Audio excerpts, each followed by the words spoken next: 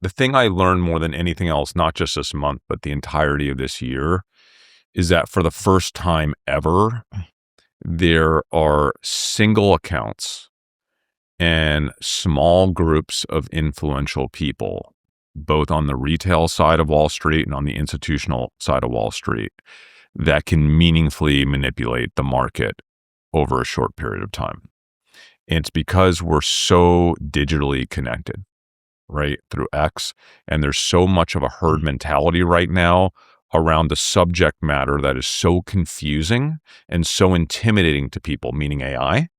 Whenever you have the driver of a market being something that people don't understand, there is an opportunity for people to manipulate the market by showing confidence one way or the other, even if they're faking it, right? Mm-hmm. So if 99% of the market really doesn't understand AI on a day-to-day basis, and I believe that's the case, when someone comes out that has an institutional pedigree and says something, you're going to either think that they know what they're talking about or that they have information from somebody. And that's exactly what happened last week with Ken Griffin and Citadel, because when Citadel came out and said that they thought that interest rates were going to go up, there was an assumption that they knew something. Okay? That type of power is insane to me. I don't know what we do about it, but the market is more easily manipulated today than ever before. Talking about that, do you think that that was done on purpose to margin call Leopold and take over his fund? Yes, so to speak? I think it was done as part of the trade. Obviously, part of the trade was just the market doing what the market does. We had Kimi come out. That was creating a lot of concern that Chinese open models were going to basically, democratize compute. That was a false assumption, at least for the moment. So there were narratives that were already putting him in a bad situation. Additionally, Leopold made some bad trade decisions. Leopold might ultimately be right with his thesis, meaning that AI and AGI is going to eat all software. So he had long bets on various AI and he had short bets on software. But he's a bit young and naive to fully assess how long it takes sometimes for things to play out, because he just doesn't have that degree of experience. So he actually did make some mistakes with his thesis, and he opened himself up to the possibility of being manipulated. So yes, absolutely. I think people piled on. I think it's more likely than not that Citadel saw the opportunity. They know exactly what's going to happen. They knew that they would be one of 2 or 3 people in the room when he was forced to liquidate. And, they ended up making, I think, $2 to $2.5 billion last week on this trade. Citadel did. Quick $2 to $2.5 billion. That made the month. It probably made the quarter for them off of one trade. This is what they do. This is a big boy game, right? And that's on Leopold. You gotta know that. He probably learned his lesson now. But I learned that in the short term, it's less about ground truth today than it ever has been. Meaning, as an investor, if you're making short-term leverage bets, there are more things that you don't know than ever before, because any number of influential people or influential groups can come out and manipulate the market on a day-to-day basis, even if what they're saying is incorrect, wrongly assumed, or just outright made up for manipulation. So why couldn't this happen to you? It could. And that's something that I need to assess with every trade that I make. It doesn't mean that I'm not going to make the trade.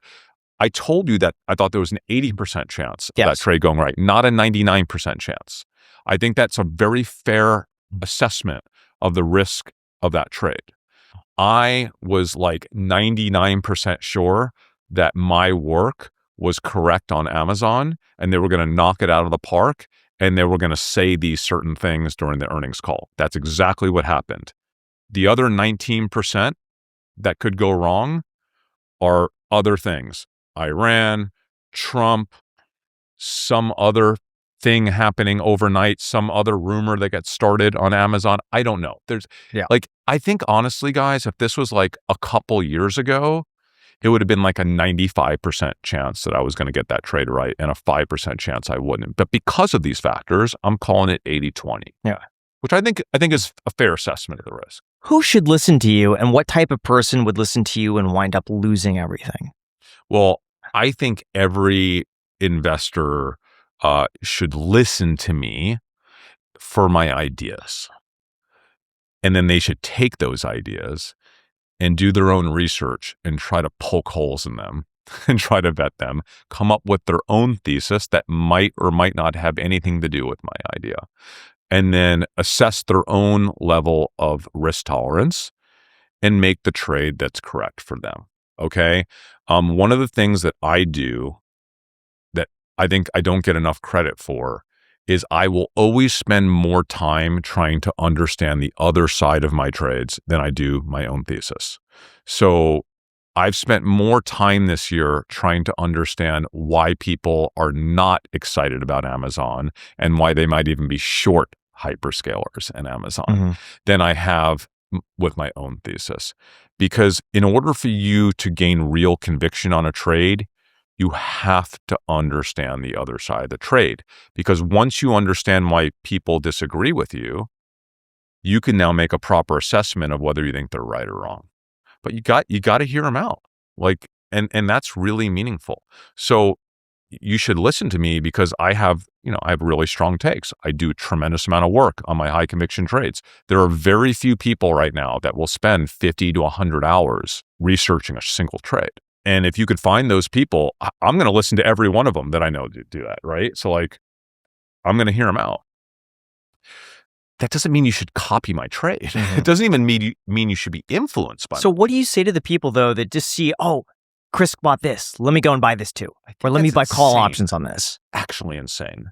Because if you don't develop your own sense of conviction, then you're not going to be able to make the right decisions around that trade, especially when it goes wrong, right? Because if you actually have real conviction because you put in the actual work that you should be doing on these trades, then you're going to be aware of how to frame the trade. You're going to understand that there's a chance that trade one could go wrong, but you're going to have money and conviction to make that trade again the next week. And that's actually more often than not an opportunity because what I've been saying for months, I hope Amazon goes down. I hope Amazon goes down, right? And it did. It went down. That just opens up an opportunity. Truthfully, I got really more killed by Bloom than anything else.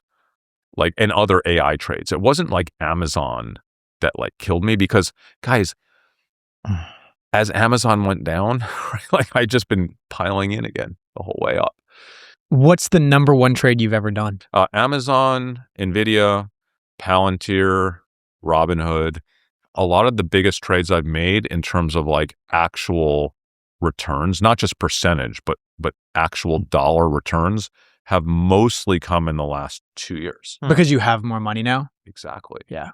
And so the figure that's being thrown around is the 20,000 to 80 million. Is 80 million approximately what you've traded up from this 20,000? Yeah, it's approximately what I've generated in returns. Again, you pay taxes on those returns. As you guys know, I've invested in 160 private companies. So essentially every year for the past 17 years, I paid my taxes. I've then taken money out for living expenses. And then the majority that was left, I would invest in private companies, which again was the biggest mistake of my life because I should have just left all the money in that public. Do you actually mean that? Because a few of your private company investments seem like they're doing incredibly well. No, in aggregate, they've returned 10 or 12% in aggregate, as opposed to the 60 to 70% I've been averaging in my public portfolio for 17 years. So no, financially, it would have been meaningfully better. I'd be somewhere in the hundreds and hundreds of millions. I'd be $600 or $700 million now if I would have just kept the money in the brokerage account and never invested in a single private company. I wouldn't have met the interesting people I've met over the past 16 years. So like, I don't regret doing it for that because I've met so many amazing people. I'm in so many deals. I've learned so much. And guys, you know this, I have at least one massively large private investment that could end up making me something close to that if it hits in the next few years. Now, most people think forming an LLC is just about filling out one form and calling it a day, but there's a lot more to it than that. And if you skip the rest, your LLC isn't really set up the way it needs to be. That is why we have partnered with Northwest Registered Agent. For $39 plus state fees, Northwest handles the state filing and makes sure you have everything you actually need: your operating agreement, membership certificates, and banking resolutions. Without those documents, you might be registered with the state, but you're not really ready to operate because banks, vendors, and partners expect to see them. Plus, you get a free domain, website, email, and phone number when you file your LLC through Northwest, which means your business is ready to operate right away. And your home address never goes on the public record. Northwest uses their own address on your filing instead of yours. So if you want your LLC done right the first time, just go to northwestregisteredagent.com/ICH to get started. It's northwestregisteredagent.com/ICH, or click the link down below in the description to get your LLC filed. Thank you, Northwest Registered Agent, for sponsoring this episode.